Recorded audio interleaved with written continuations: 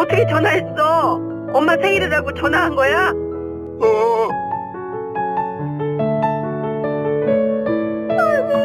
우리 아들 군대 가더니 철들었네. 그냥 너만 잘 있으면 돼.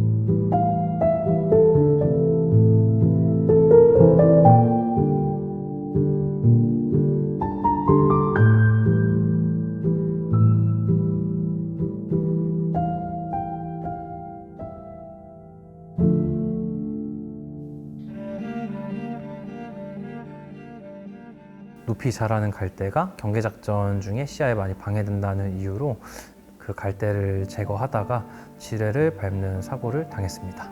잠시 고열을 앓았었는데 그 이후부터 조금씩 근육이 감소했었고 의경이다 보니까 구두를 신고 하루 내내 생활하고 근무하고 활동을 하는데 어느 순간에 이제 양쪽 발 앞부분이 바늘로 콕 쑤셔도 아무 느낌이 없었거든요. 파편상을 총 4방을 맞았습니다.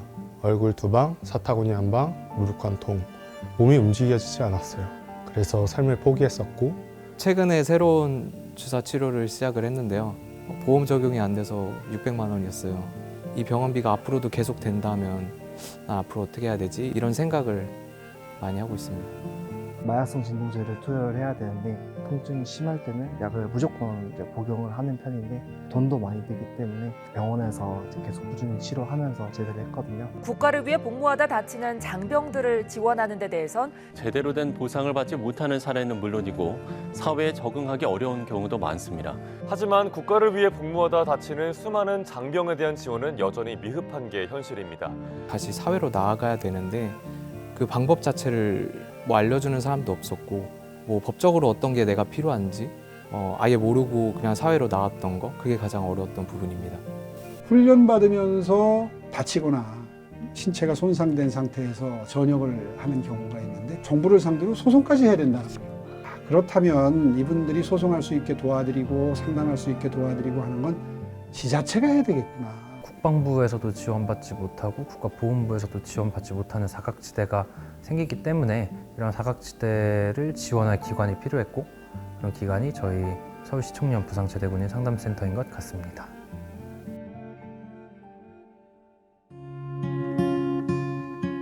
나라를 지키시는 분들은 다 영웅이라고 생각을 하거든요.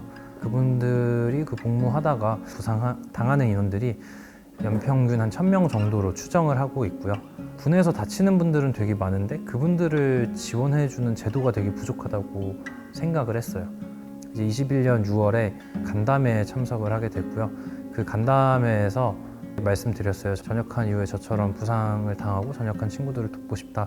그런 센터를 만들고 싶은데 좀 도와달라고 말씀을 드렸고 많은 분들이 도와주셔가지고 22년 3월에 전국에서 최초로 군 복무 중에 부상을 당하고 제대한 군인들을 지원하기 위해 개소를 했습니다. 서울시가 지자체 가운데 처음으로 군 복무 중에 다쳐서 제대한 청년들에 대한 상담과 심리재활, 자립 역량 강화, 예우 강화 등 맞춤형으로 이들을 돕고 있습니다. 저희는 군 복무 중에 다친 분들에게 지원을 하는데요. 첫 번째로는 부상에 대한 보상을 위한 법률 지원을 하고 있고 두 번째로는 이제 군 복무 중 다친 부상에 대한 트라우마 회복을 위한 심리 지원을 하고 있고요. 부상 군인들이 사회로 잘 복귀하는 것을 지원하기 위해 취업 지원도 하고 있고 또 마지막으로는 인식 개선을 위한 보훈 선양 사업도 여러 가지 하고 있습니다.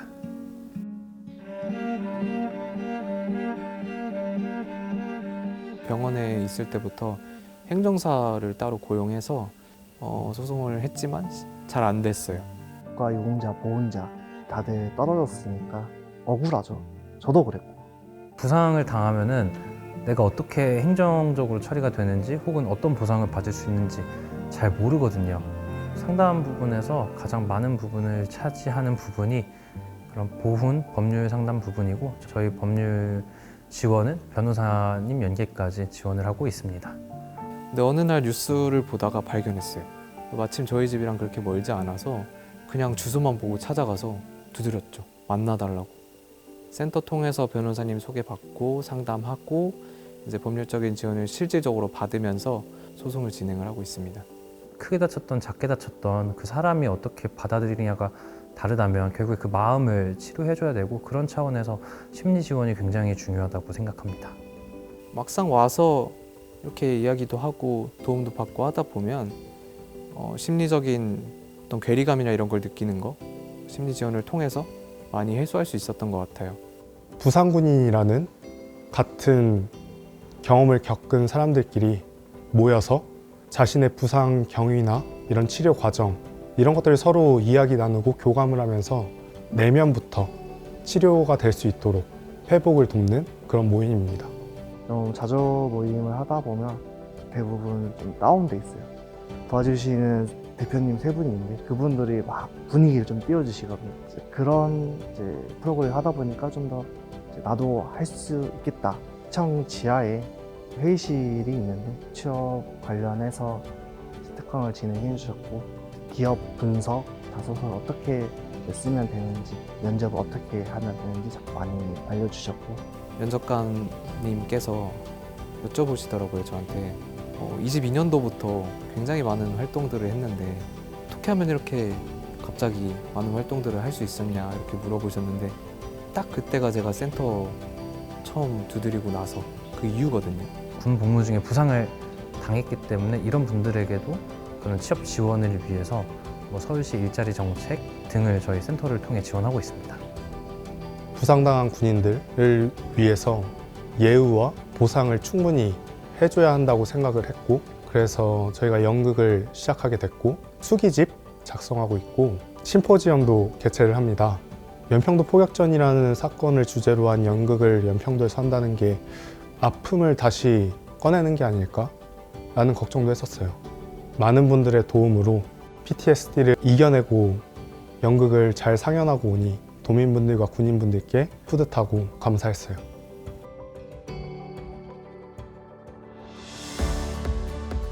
서울시에는 약 한 50만 명 정도 되는 예비군 대원분들이 계시는데, 그분들이 해당되는 교육장이 4구에서가 있는데, 하나는 서울시 끝자락에 위치하고 있고요. 나머지 3군데는 경기도에 위치하고 있다 보니까 2번에서 3번 정도의 환승을 하시는 불편사항들이 많습니다. 그러다 보니 한 번에 예비군 교육장으로 갈 수 있는 버스를 무료로 만들어서 제공을 해야겠다, 이런 생각을 했습니다.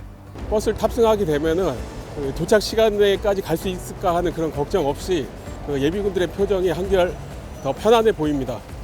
온라인으로 신청만 하면 버스를 장소에서 와서 탈 수 있어서 또 편리해진 것 같습니다. 논섭으로 이제 훈련장까지 들어가니까 너무 편합니다. 그 예비군분들이 소속돼 있는 자치구청의 홈페이지나 아니면 소속돼 계신 예비군 동대 전화를 통해서 사전에 신청을 하시게 되면 지정된 장소에서 버스를 타시면 바로 훈련장으로 한 번에 가실 수 있습니다. 훈련이 끝나시게 되면 그 차를 타고 바로 집으로 귀가하시면 되는 거고요. 조기 퇴소자들을 위해서 무료 셔틀버스를 가까운 역에 별도 따로 운영하고 있습니다. 예비군분들한테 설문조사를 해봤는데요. 설문 받으신 분 중에 84%가 아주 만족하신다는 답변을 해주셔서 그분들을 위해서 더 열심히 해야겠다는 생각이 들었고요. 수송버스를 운영하기 전에는 대부분 300건 이상의 이제 교통 불만 사항들이 나왔는데, 작년도에 사업을 하고 난 다음에 불만이 36건, 90% 정도가 지금 감소를 한 상황이에요.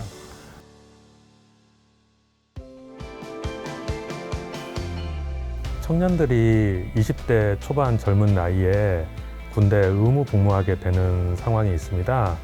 그동안 청년 정책에 참여하지 못하게 되니 불이익을 해소하기 위해서 저희가 청년 기본조례를 개정하여 기존 청년 기본조례에 따라 39세까지 현재 청년인 상태가 41세까지로 연장을 하여 기후동행카드 청년권, 청년 문화패스, 청년 수당, 미래 청년 일자리, 이러한 부분들에 있어서 청년 정책에 지원을 할 수 있게 되었습니다.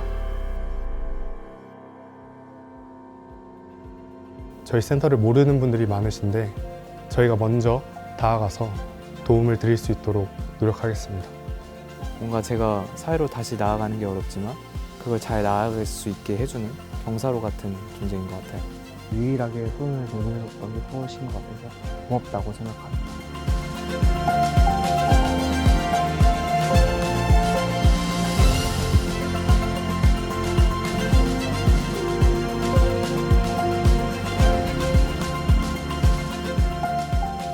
나에게 청년군 예우 정책이란 최소한의 복지다. 앞으로 나아갈 수 있는 발돋움팔이다. 경사로입니다. 고마움의 표시입니다. 반드시 해야 하는 정책이다.